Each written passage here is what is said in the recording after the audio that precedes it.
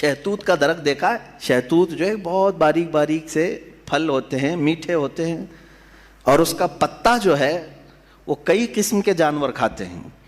शहतूत के पत्ते को शहद की मक्खी भी चूसती है। अस्सलामु अलैकुम व रहमतुल्लाहि व बरकातहू। तो नाज़रीन कराम, अगर आपके यहाँ शहतूत का दरख्त है तो इससे क्या फ़ायदा हासिल होता है और इस दरख्त होने से क्या होता है, बहुत ही बेहतरीन अंदाज में मुफ्ती सलमान अदरी साहब ने इस दरख्त के बारे में बताए हैं। मैं चाहता हूँ कि एक मरतबा इस बयान को आप ज़रूर सुन करके जाएँ।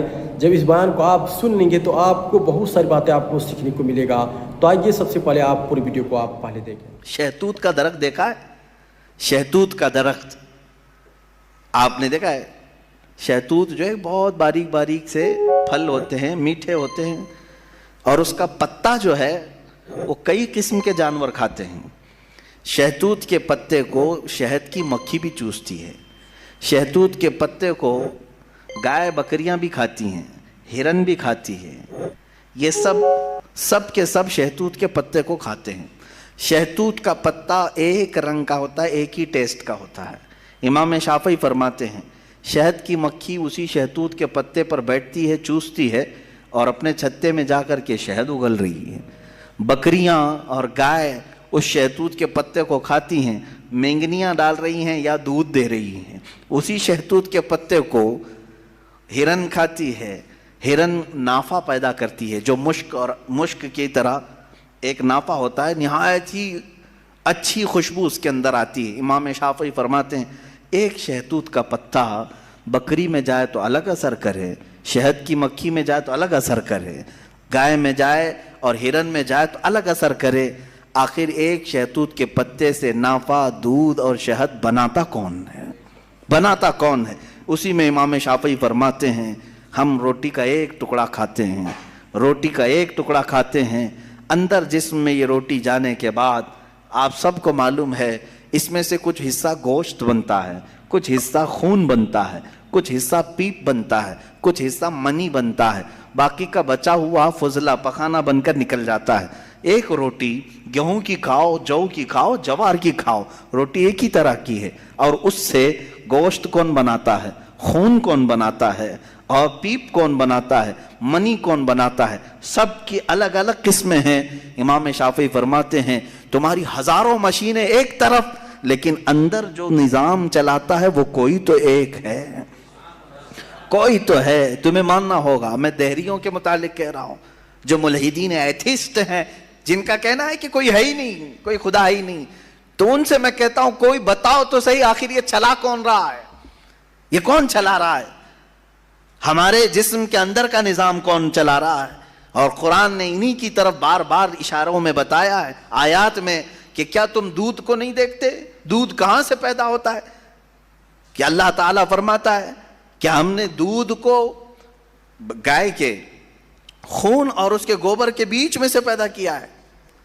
उसका फुजला गाय का गोबर है पेट के अंदर, और उसका खून भी है, खून निहायत ही सुर्ख, गोबर निहायत ही अलग रंग का, और उसके बीच से साफ और शफाफ दूध का निकलना।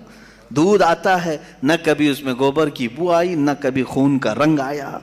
कुरान कहता है आखिर ये कौन है जो इस तरह साफ सुथरी ग़िज़ा निकालता है तुम्हारे लिए?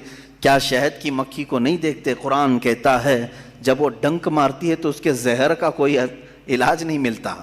शहद की मक्खी अगर डंक मारे तो जहर चढ़ जाता है और कई लोगों की मौत भी होती है, लेकिन वही अपने छत्ते पे भी थूके तो वो निहायत ही मीठी ग़िज़ा है, निहायत ही मीठी ग़िज़ा है। शहद की मक्खी अपना रस छत्ते पर डाले तो वो दुनिया की सबसे अच्छी ग़िज़ा, वही अगर किसी को डंक मारे तो सबसे बुरा जहर है। आला हज़रत रज़ी अल्लाह तआला अन्हु ने अपने आप को यूँ फरमाया है कि मैं वो शहद की मक्खी हूँ जिसकी मिठास का भी जवाब नहीं, जिसके डंक का भी जवाब नहीं। ये तो ज़िम्नन मैंने बात अर्ज़ की। खुदा क़दीर व जब्बार के वजूद पर मेरे अजीज़ों एक दो नहीं लाखों मिसालें दुनिया में हैं, लाखों मिसालें। अभी तो कायनात के राजों तक हम पहुँचे ही कहाँ हैं? समंदर के अंदर की दुनिया, पेड़ पौधों के अंदर की दुनिया। अब आए इमाम अहमद बिन हम्बल रज़ियल्लाहु ताला अन्हु, ये क्या फरमाते हैं? आपसे पूछा गया खुदा है, कोई दलील है आपके पास? कहते हैं मैं तुम्हें बताता हूँ, एक किला है, ایک قلعہ ہے ایسا کہ چاروں طرف سے بند، نہ ایک سوراخ جانے کا راستہ، نہ اس پہ کھڑکی، نہ دروازہ، کچھ بھی نہیں، ہوا تک نہیں جا سکتی، ہوا تک نہیں جا سکتی، پورا بند ہے، اور اندر اس کے نہایت ہی چمکدار موتیوں کی طرح ہے۔ پھر اچانک اس قلعے میں اچھلتا کودتا ہوا ایک جان والا پیدا ہوتا ہے، اور پھر وہ اس قلعے سے باہر آتا ہے۔ امام احمد بن حنبل کی ان باتوں کو سن کر لوگوں نے پوچھا ایسا کیسے ہوتا ہے؟ بند قلعہ، ہوا بھی نہیں جاتی، کوئی سوراخ بھی نہیں، اور اس کے اندر سے کوئی اچانک پیدا ہوتا ہے۔ امام احمد بن حنبل فرماتے ہیں یہ تو روز ہوتا ہے، مرغی کے انڈے میں نہیں دیکھتے۔ مرغی کا انڈا مجھے بتاؤ اس میں کتنی کھڑکیاں ہیں، انڈا تو اوپر سے پورا بند ہوتا ہے، ہوا تک نہیں جاتی، لیکن مرغی اس کو گرم کرے۔ اب تو مشینوں میں بھی، اب مشینوں سے بھی ہوتا ہے۔ مجھے یہ بتاؤ انڈے کی زردی اچانک ایک جاندار چوزے کی شکل کیسے اختیار کرتی ہے؟ کون ہے جو اسے چونچ دیتا ہے؟ کون ہے جو اسے پر دیتا ہے؟ اور پھر ہم نے جانوروں کو، پرندوں کو، ہر ایک مخلوق کو دیکھا ہے، ان میں رنگ ایسے بھرے ہوئے رہتے ہیں، دنیا کا کوئی آرٹسٹ بھی اس طرح کے رنگ بھر نہیں سکتا۔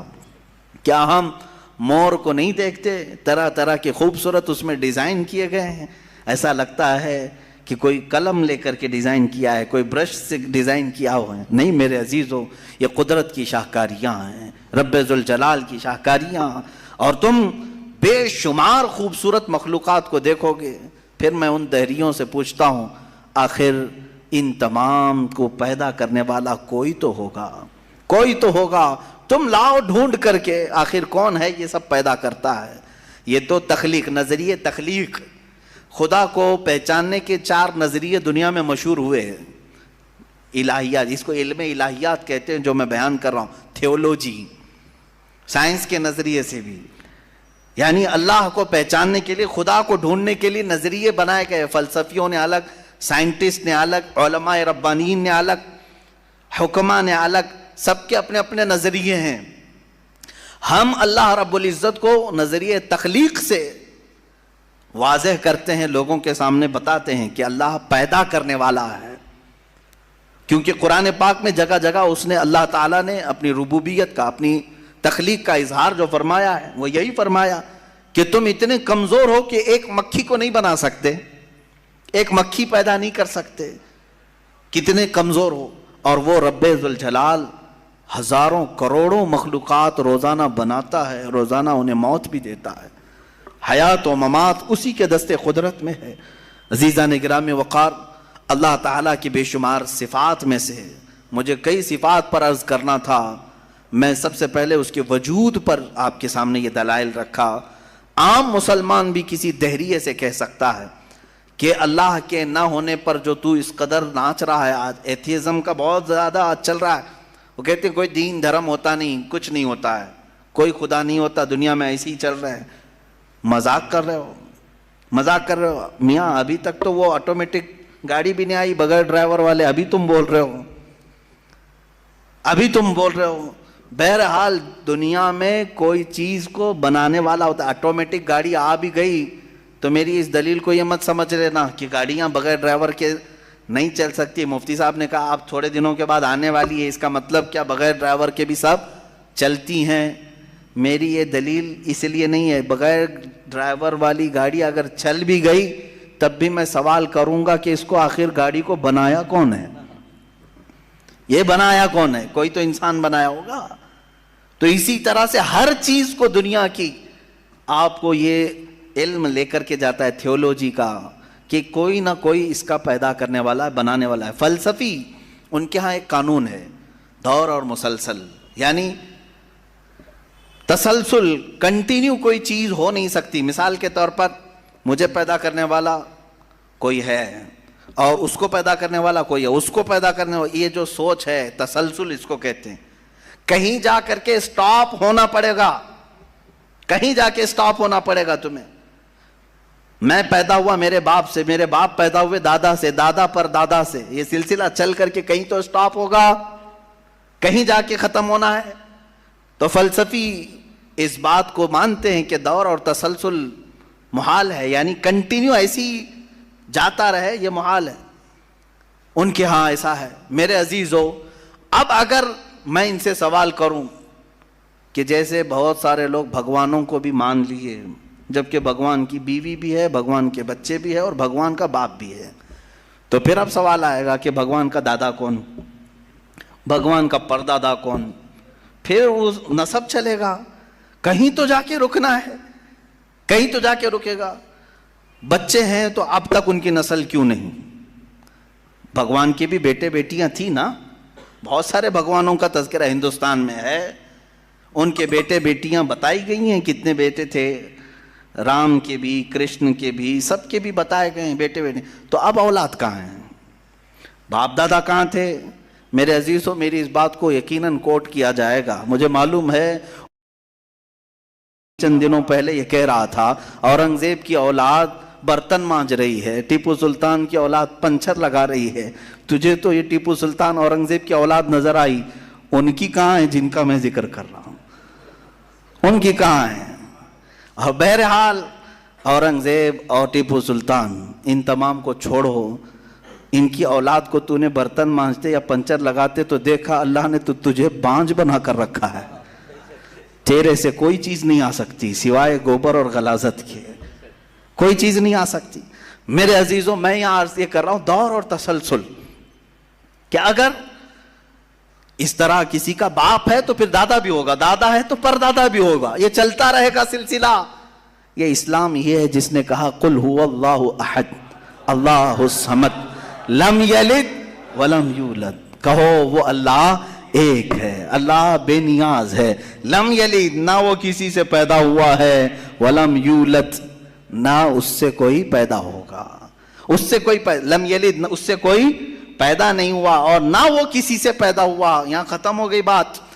اب نہ میرے خدا کا کوئی باپ ہے، نہ بیٹا ہے، نہ بھائی ہے، نہ بہن ہے، کہیں یہ تصور آئے گا ہی نہیں۔ تم ہم سے یہ سوال نہیں کر سکتے کہ اللہ کے آباء و اجداد کہاں ہے، اولاد کہاں ہے۔ ہم نے خدا کو مانا ہی ایسے ہے کہ وہ جسم و جسمانیت سے بھی پاک ہے، رشتہ داری سے پاک ہے، کوئی نہ اس کا ہمتا ہے، ایک ہی سب کی سنتا ہے۔ یہ اللہ تبارک و تعالیٰ کے متعلق ہمارا یقین یہی ہے۔ عزیزان گرامی وقار، دور اور تسلسل کا جو قانون ہے، میں نے یہی بتایا کہ بعض لوگ اس چیز کے ذریعے سے بھی چاہیں تو ہدایت حاصل کر سکتے ہیں کہ کہیں تو جا کے ہمیں فل سٹاپ ہونا پڑے گا، کوئی تو ہے جو اینڈ ہے، اس کو کوئی پیدا کرنے والا نہ ہو، جا کر کے تمہیں ختم ہونا پڑے گا ایک نہ ایک جگہ، کہ کوئی تو ہے جو لاسٹ ہے، اس کو کوئی نہ پیدا کیا ہو۔ اگر اس کو بھی کوئی پیدا کیا ہے تو پھر یہ بھی بات ہے کہ اس کو بھی کوئی پیدا کیا ہوگا۔ تو ہمیں ایک ایسی ذات ماننی پڑے گی جس کو کوئی نہ پیدا کیا ہو، تبھی جا کر کے ہم یہ کہتے ہیں وہ جو ذات تم جا کر اینڈ ہوگے اسی کا نام اللہ رب العزت۔ تو ناظرین کرام، آپ نے مفتی سلمان ادری صاحب کی اس پورے بیان کو آپ نے سن لیے، تو ناظرین یہ بیان سن کر کے آپ کو کیسا لگا؟ اپنی رائے کو کمنٹ میں ضرور بتائیں اور ویڈیو کو صدقہ جاریہ کے اپنے دوستوں احباب میں ضرور شیئر کریں۔ السلام علیکم ورحمۃ اللہ وبرکاتہ۔